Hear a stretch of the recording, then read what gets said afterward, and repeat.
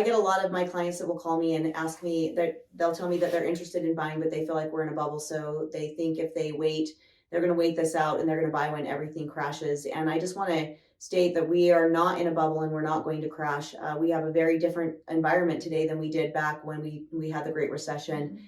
People have a lot of cash today. They have a lot of equity in their homes and they're putting a lot of money down on their homes.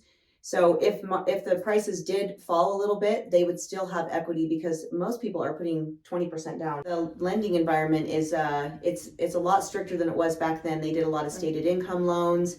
They didn't even verify if people had a job when they were doing loans back then, and there were a lot of adjustable rate mortgages. It was just an environment for a complete disaster. We don't have those factors right now. The housing market is going to stay strong. You know, it's not going to crash. I've never seen so much actual money, cash in the market and cash buyers in the market, which is going to protect the housing market from a bubble. The other thing that protects the market is the number of buyers. Yeah. When you have right now, you've got a property that comes on the market, you have 8 to 15 buyers that are interested in those houses.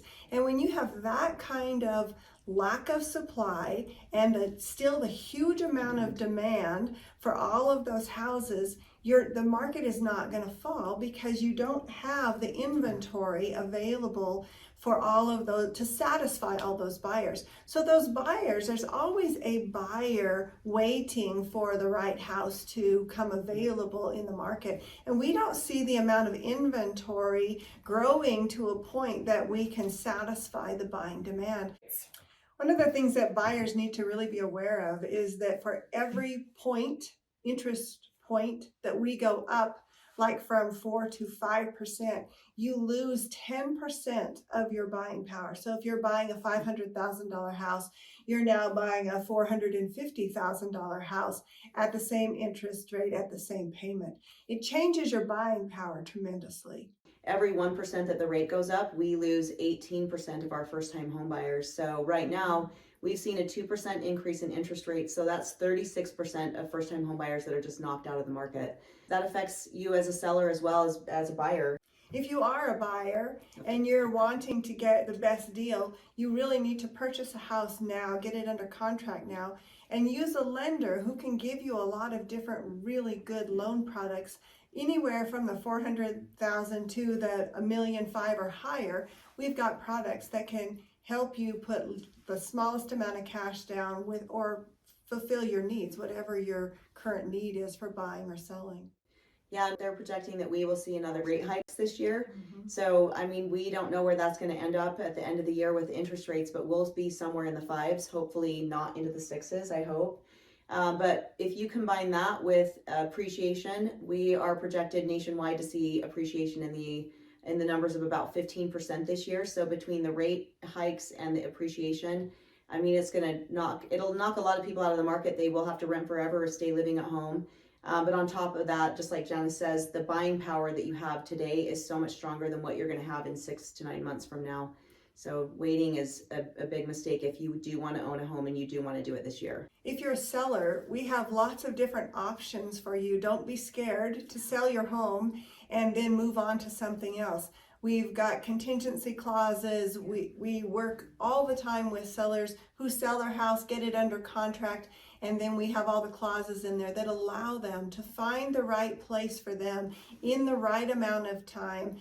So when you are talking to a Heather or a Janice, just tell them all of your needs and what you're doing, and use a really good agent within our network, and you will be really surprised how easy we can make both the buying and the selling process for you, your family, and your friends. There's a lot of real estate agents in the market that aren't experienced, and I mean, you've been doing this 22 years, I've been doing this 16. I've never seen a market like this. This is a professional's market, and it's really important that, I mean, your home is your biggest investment, and it's very important that you have a really good agent by your side that will guide you through the process so you don't end up losing money at the end of the day, or end up in a situation where you could potentially sell your home and not find a replacement home. There's a lot of clauses we can do that make you can sell your home, and we can do an addendum that makes it subject to the sale of you acquiring another residence, Right now, with the state of the market, it is a seller's market, and so you have a lot more leverage as a seller. So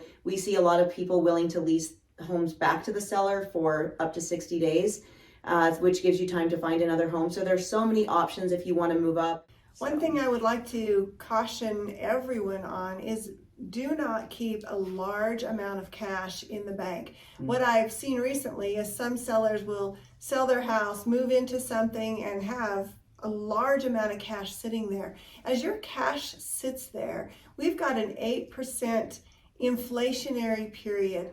If you're leaving, for example, $500,000 in the bank and you're letting it sit there for 6 months while you try to find something, you've now reduced your buying power by at least $40,000 by looking at the inflation and watching the appreciation go by. It's a huge swing. So be really careful not to leave your money sitting in the bank and leave it sitting into an appreciating asset.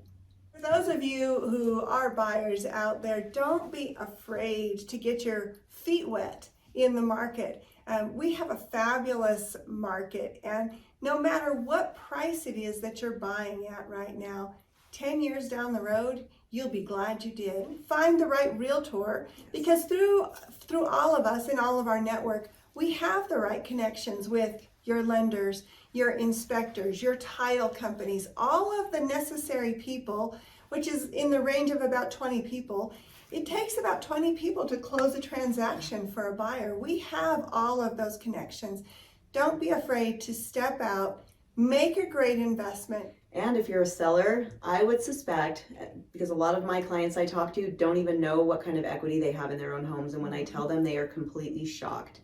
So if you're even considering making a move, or you might be thinking about buying an investment property, or you're just curious about your value of your house, please call. We would love to run a market analysis on your home and see if we can't get your home on the market and get you into something else that's going to be more suitable for your situation if you need to move up or maybe downsize. Most people have a lot more equity than they realize they have. It's shocking. And again, there's so many ways that you can go about getting your home on the market and finding a replacement home.